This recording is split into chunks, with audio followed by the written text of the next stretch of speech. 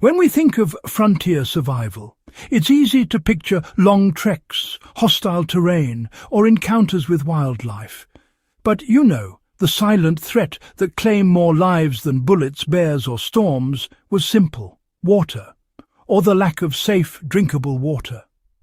Early American pioneers, mountain men and homesteaders didn't have access to bottled water, filtration systems, or municipal supply lines. They had to rely on knowledge, observation, and ingenuity to locate, purify, and store water in a landscape that was often unforgiving.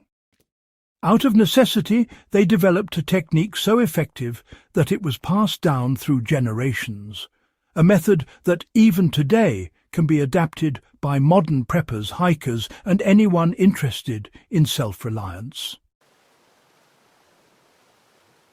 For the first minute, consider this. Every year, hikers, campers, and urban explorers underestimate the importance of water. Rivers may look clean, but harbour bacteria. Stagnant ponds can carry parasites, and even experienced outdoorsmen sometimes fail to plan storage or purification effectively. The frontier water trick isn't about chemistry alone. It's about reading the environment, making the right choices, and creating a simple system that keeps you hydrated in the toughest conditions. It's a skill honed through real-world necessity, and it has saved countless lives. Frontier survivors mastered the art of finding water where others saw none.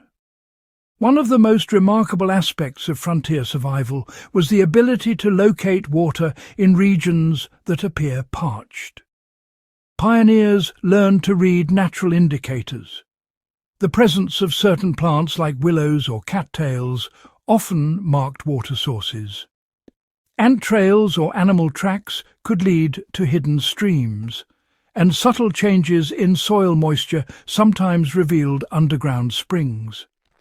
Even seemingly dry gullies could conceal shallow aquifers just beneath the surface. Modern preppers can adopt the same observational mindset. Before venturing into a remote area, scan the terrain for natural water indicators. Low-lying areas with lush vegetation often collect runoff, and following wildlife paths can bring you to streams or puddles. In an emergency, digging in moist soil where vegetation thrives may reveal water that isn't visible on the surface. The key lesson from frontier methods is patience and attention. Water is often there, but it requires knowing how to read the land. They relied on simple yet effective purification techniques. Frontier settlers couldn't carry heavy filtration devices or rely on chemical tablets. Instead, they used a combination of boiling, sediment settling, and improvised charcoal filtration. Water collected from uncertain sources would first be poured through cloth or sand to remove particulate matter. Then it was heated over a fire until bubbling, killing pathogens. In some cases, they passed water through charcoal layers derived from burned wood, which improved taste and further reduced impurities. This method is fully adaptable today. A modern prepper can replicate it by collecting water in a clean container, straining it through cloth or fine sand, and boiling for several minutes. Adding a small layer of charcoal in a secondary container can remove additional odours and particles. The beauty of this method is that it works entirely off the environment, requires minimal tools, and can be maintained indefinitely, just as frontier settlers practiced daily. Frontier pioneers also understood that water was only valuable if it remained usable. They carried it in leather pouches, wooden barrels, or ceramic jugs, often placing them in shaded areas or buried shallowly to maintain cooler temperatures. Containers were covered and sealed to prevent debris, insects, or dirt from entering. Even a small mistake, exposing stored water to sunlight or leaving it uncovered, could render it undrinkable, and in a remote setting, that mistake could be fatal. Modern survivalists can apply this by creating temporary caches. Clean, sealed containers placed in cool, shaded locations are preferable to leaving water exposed. If travelling in extreme heat, burying containers in loose soil reduces evaporation and maintains lower temperatures. The principle is simple. Control your environment as much as possible to protect the resource.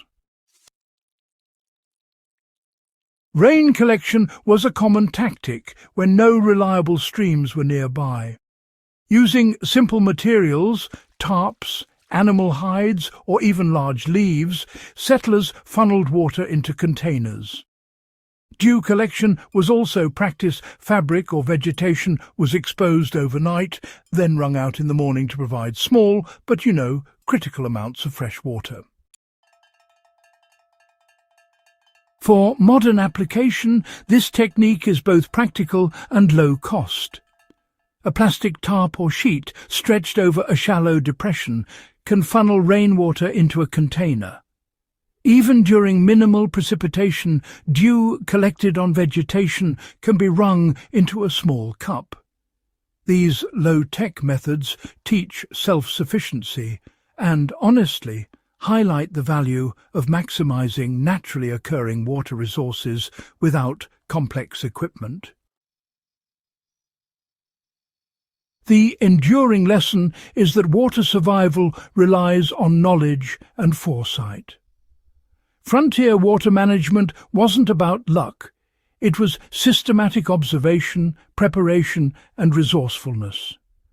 By reading the land, purifying with simple techniques, storing properly and collecting rainfall or dew when necessary, pioneers turned scarce resources into a sustainable supply.